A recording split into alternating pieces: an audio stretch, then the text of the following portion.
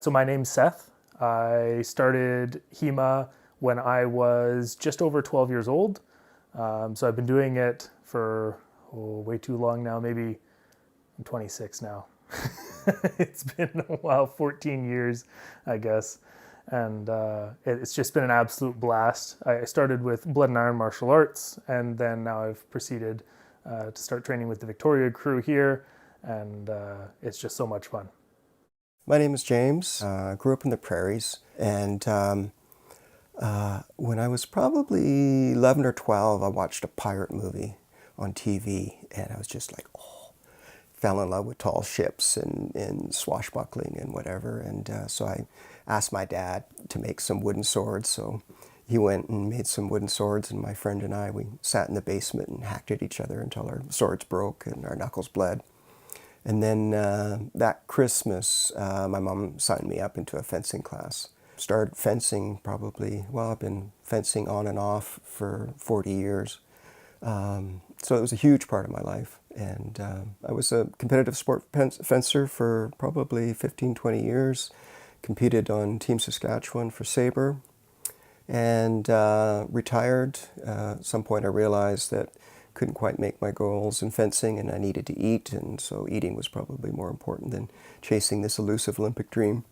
And retired from that, and then I had kids, and then the kids wanted to play with foam noodles, and I made swords out of them, and somehow ended up back in fencing again. And at this point I discovered HEMA, which wasn't around when I was fencing, and really found that HEMA was kind of why everyone wants to play with swords, going back to the source. HEMA, again, it's historical European martial arts. So a lot of people might know things like kendo, and it's the European equivalent to that, where it's practicing how to use swords and other medieval weapons. But I think for different people, it's different things. There is the sport competitive side of things and all that. But it is a martial art. You are learning, in a sense, if for some reason there was a zombie apocalypse or whatever, I think I'm quite prepared. Because the techniques you are learning are very much real and were used. We have manuscripts that we follow and learn and train off of, and we practice with sharp swords, and yeah. I started martial arts when I was 6. I started with Taekwondo. And then from there, we had a guest instructor come in and teach us something called chanbara, which is very similar to kendo, but with foam swords. And then after that, I did do a little bit of kendo, and I thought, wow, sword fighting is really cool. And my parents were walking around downtown New Westminster and ran into Blood and Iron when it was first opening. And so I got in kind of at the ground floor there, and then started training with them, just because everyone thinks swords are cool, right? So I came to Victoria for school. I went to the University of Victoria for astrophysics, and I did take a bit of a break during my studies from sword fighting and all that. But Blood and Iron somewhat disintegrated due to some unfortunate leadership. And so from there I was just looking at, oh, well, who else still does this? Where can I get back into it? And then I found the group with Thomas, James, and all the others, and it was just an absolute blast.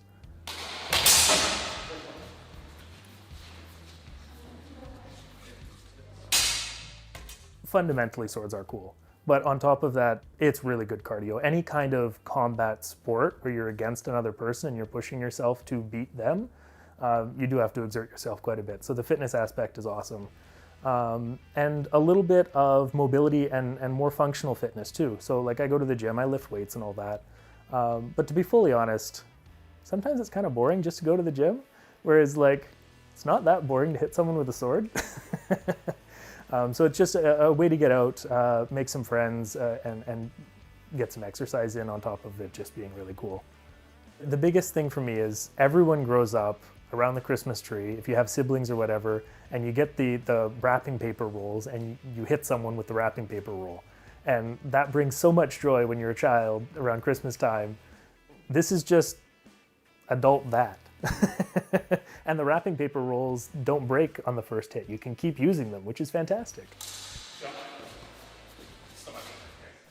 I think for me, and everyone might be different in terms of what they're drawn to. I think because of my sport fencing background, I love the sparring. I love to play. And that's what I'm interested in. I love the exchanges, the feeling of, when you're clanging steel and the sparks are flying and then you're just like, stuff is happening. Is those little moments I live for, I think are cool. So it's not necessarily I'm after the hit or whatever, but I like those moments of creativity, of expression, of the exchange when there's stuff happening at a really fast speed. That's what I like. I think as equipment has become better and prices have come down a bit, it's becoming more accessible. But in the same token, I think that is probably the biggest barrier for clubs and people getting to HEMA is the equipment. Still tends to be quite pricey. Especially, if you're having a club like our club, volunteer run, we don't have money for loaner equipment and stuff like that. So it's always kind of a challenge. So my first kit, I went to Value Village and found some hockey shin pads and found some lacrosse elbows and some hockey gloves, and the helmet you do have to, that's a bit more specialized, but just a regular hockey cup. And then you can get a neck protector with the helmet and you're pretty much set. So it is, the entry level can be quite cheap if you don't care if your equipment's secondhand and not actually specific to the sport. It'll be good enough for what you're starting with. The gloves are the main one. So at the beginning, you'll probably start off with like a very rigid clamshell, kind of like lobster claw glove, which inhibits your mobility a lot. It makes it hard to swing, but your hand's really safe. And once you start getting better and you don't get hit in the hands as much, you can start transitioning to things like fingered gauntlets, where you can move each individual finger, it's unarticulated, and they're still protected, but it's not as protected as the clamshell. So you're sacrificing a little bit of protection for mobility, and a lot of your kit comes down to that is, I want to be protected, but I want to be able to move, so what level of pain am I willing to accept as a fighter?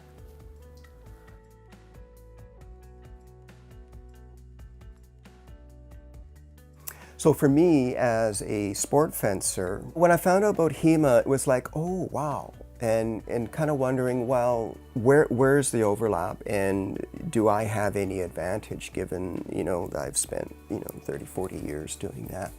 And it's a tough one to answer. I would say yes and no. And for me, there is some overlap, and I think the big thing where my training as an Olympic fencer comes into play is distance and timing. I think that is fairly universal, and I can ride on that. Where I really struggle is with the two-handed weapon, so the longsword. So I just don't have the neural pathways, or where I'm using my offhand. So if I'm using a sword and buckler, if I have a buckler in that hand, or if I'm doing rapier and dagger. So trying to synchronize the two, it's just not there. And same thing, the body movements and the mechanics are very different. So in some ways it's challenging, so I'm finding that I have to override and rewrite 40 years of neural pathways. And then in some instances, I can ride on that experience. So it's a catch-22. So some things yes and some things no. It seems like there's two separate worlds, and in the HEMA community they call it MOF, Modern Olympic Fencing. And I would say originally there's a bit of kind of disdain, and it's all they're just playing tag with antennas and stuff like that. I'm kind of at the point now where I've kind of have my feet in both worlds. For me, sword fighting is sword fighting. And to a certain degree, if you understand modern Olympic fencing, it has its roots in historical European swordplay. And it's just taken on its own life and has become a sport, and there's been changes. And it has evolved over time. And I think some people looking into that would be critical of that evolution. But I think if you look at the HEMA right now, and 20, 30 years from now, it'll be very different, and it's already evolving and changing like modern Olympic fencing has. Well, I think first of all, one of the complaints, HEMA people have of modern Olympic fencing is it's linear. Yeah, modern sport fencing is linear, up and down. You go forwards and backwards. And then, yeah, in modern Olympic fencing, you have the electronic scoring stuff. So you have a fairly unbiased system of whether or not you struck someone. Difference, I think, in HEMA, you're relying on judges to look at hits and whether or not your opponent will call a hit. So modern Olympic fencing has evolved, so with the thrusting weapons, so you have foil, and the system is designed with 500 grams of pressure to depress the point. So when you hit someone, you need 500 grams of pressure in order to activate the light on a valid target area. In épée, it's 800 grams. HEMA, you're looking at it from the parameters of, would this actually cut? So I think the intent and the focus in HEMA is very much more on the martial aspects of it. So when you executed a technique, would it have the desired consequences? Debilitating your opponent, actually cutting flesh, cutting through garments and stuff like that, would it be effective? So you're looking at things like edge alignment. So are you slapping them with the side of the blade as opposed to actually cutting them? So it's kind of interesting for me because I've been around and I've seen modern Olympic fencing change a lot in my lifetime. When I started, there was no electrical scoring system for saber. Now they've developed it. So when I first started, we had corner judges. We had two judges behind us, and one president oversaw everything, and then the other guy. And so you're watching. And one of the things I liked about saber, there's always a bit of acting, right? So you go up and you do an exchange, and you act like, yeah, I hit the guy, and you miss, but you make the sound effect and you act like it, that you hit, and they're like, oh, yes, yes, yes. So there's a bit of frustration, I think, for some people in the HEMA world because they're dealing with the human aspect. Did they see it? Did they think it was a quality hit? So that's always, I think, it'd be interesting to see how that plays out in the HEMA world.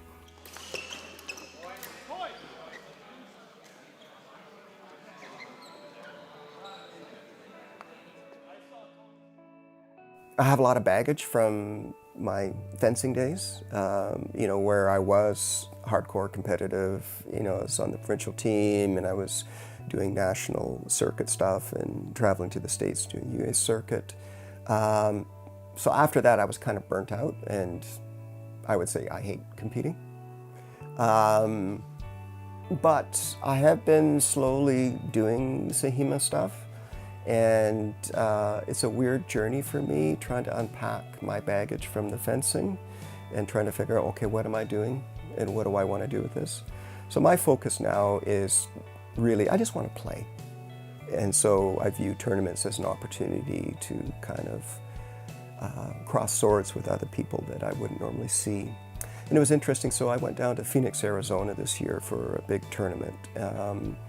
Prior to that, I had been to two events, one on the island, which was quite small, and then one on the lower mainland, which was more kind of casual. So that was kind of my first taste of a real kind of tournament setting. My takeaway from going down to Phoenix was what's really interesting is the community, is that I think that's what a lot of people like about it is you have people that are very passionate about something and they love to geek out about it, and it's a really nice community. So even though people might be competitive in the moment, it's very embracing and very community oriented. So that's kind of my pull now is the social and the connection to other people, and then it's an opportunity to grow and learn stuff and kind of push my technique and my training.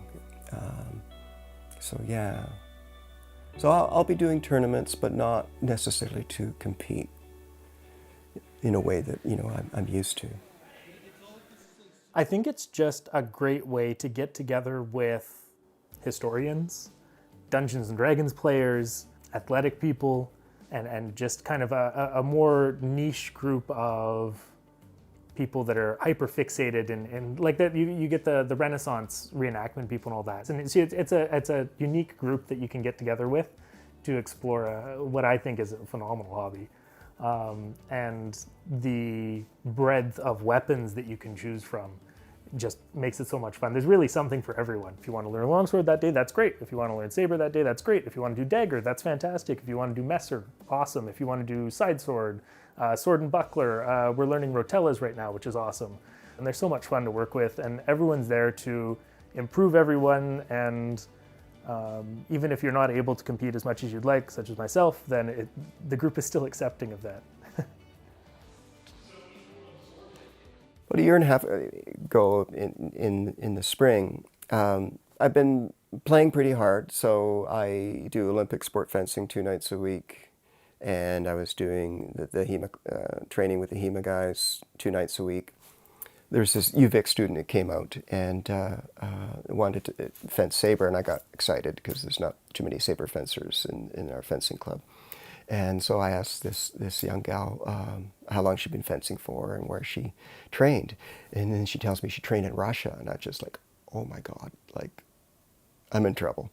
And sure enough, I hadn't fought like that since I was like in my 20s. This kid just ran me off and I was just like dying. So at that time, I just noticed that my energy was going down. So even though I was super active, I was getting gassed really easy and I'm just dying and couldn't figure out what's going on, and times I thought I was having a heart attack going to emerge, and don't know. Anyways, long story short, get some follow-up testing, and sure enough, I've got 4 clogged arteries, and so talking to the cardiologist, and so how do you feel about open heart surgery? And I was like, oh, he says you'll live longer. So I was like, okay, sign me up. So yeah, I had open heart surgery a year ago this time. So I'm quite happy because they take material either from your leg or from your arm. So they took it out of my arm, so I got this awesome scar. So whenever I go out, I always tell people, yeah, I got into a knife fight with a surgeon and I lost, and then I got an awesome scar on my chest. So the recovery was really hard because I just wanted to play. I wanted to sword fight. That's the only thing I wanted to do was just to do HEMA and play with swords. And so every time I would go out just to visit the guys at the HEMA club, I brought someone with me who wanted to try it. And so they were doing it. And I was, letting them be coached and trained. And then I walked over at a break to show this guy something, and they were yelling at me, and Thomas actually came over and hit me with a sword because they didn't want me touching any swords because I was, still in recovery. And so they're kind of like my second family, looking after me, make sure I don't push it too much. So 3 or 4 months I was back at it. The biggest challenge for me, initially they cut your sternum and they stitch it up with wire. And so I had to wait for the bones to heal. And actually, because of the wire, it's all reinforced and probably stronger than ever. But it's probably been a solid year in terms of my kind of energy and whatever. I still find it quite hard because I'm on medication to keep my heart rate low. So when I'm exerting myself, my heart rate won't increase to pump the blood, so I get fatigued and I'm always kind of just sweating and stuff like that. But I'm back playing, so I'm happy. It was my whole motivation to get active, to get healthy again. That's what I was looking forward to. That's what I was kind of pushing through to get to that point. That was the reward for all the kind of the pain and suffering. It was to play with swords again. So yeah, it's my main kind of relief, and it's what brings me joy. So yeah, happy that I'm alive, and that I'm still able to play with swords and keep fighting. So it's a good thing.